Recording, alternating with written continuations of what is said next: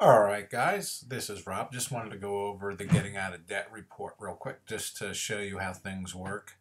As we look here, we could see that this client had a furniture debt. There was about $4,000 left, and they were making $180 as minimum payments. All these are the minimum payments that they're putting out monthly. So when you take a look at this, this is pretty typical. Other than their car, they only had one car payment. Most of the time, a lot of people have two car payments. But when you look at this, this is pretty typical. That means that they are putting out $1,700 a month in debt. So what our goal is we need to pay off all these debts before we start investing for retirement, because paying off these debts quicker, you'll see in a second that we actually get a better rate of return paying this off instead of putting towards retirement and trying to pay this off on the side. So when we look at this, we'll see that these debts are, the original debts are 151,000. It's taken them 14 years to pay off these debts because there's $38,000 of interest. Okay, so what we want to take a look at here, in 14 years, there's absolutely no savings. So we just went through 14 years and we weren't able to save anything with all this money going out on debts. Now, what we did is we accelerated their payments, and that's what they call the debt snowball or accelerated payments. And the way you figure this out is they were paying $225 towards a 401k, and then the spouse was paying $125. So that was around $345 that they were putting towards retirement. Well, we stopped that until we paid off the debts. And then also when we took a look at their cash flow and everything, we found a little over another $150 that they wanted to put towards their debts. So what we did is that $500, we started putting that $500 right here.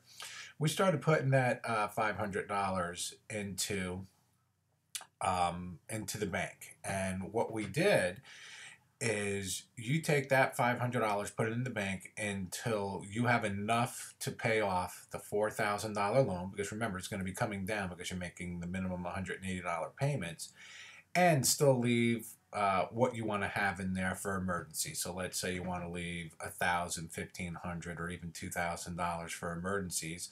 So once you have $6,000, what you do is you pay off that $4,000 debt, and you use that $500 that we had from the 401ks and a little bit extra, and that minimum monthly payment, which now makes $680 towards the next debt. This is what they're talking about, the debt snowball, or just every time you pay something off, you're taking that payment and putting it in there. So that's making this payment larger and larger. Well, what you could see is doing it that way, we're actually out of debt in a little over 6 years. So we saved almost $19,000 in interest because we only paid $19,000 in interest. But this is what I want you to take a look at. In the same amount of time, we saved $228,000. And that little asterisk is there for a reason. Because what happened is, since we paid off the debt in 6 years using that money, what happens is after 6 years, we have this $1,700 free plus the $500 that we were already putting in there. So now that has $2,210 going in there per month. That's for the additional 7.6 years, because that's the difference in between there. For that 7.6 years, what we did is we started putting that back into a Roth IRA or something for retirement.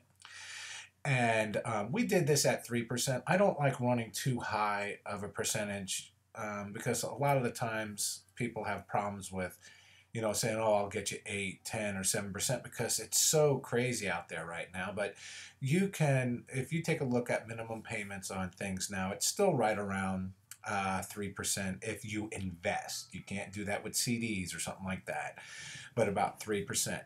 So that 7.68% is how we got the $228,000. This $228,000 is what your debts are costing you. That's what I wanted to bring up.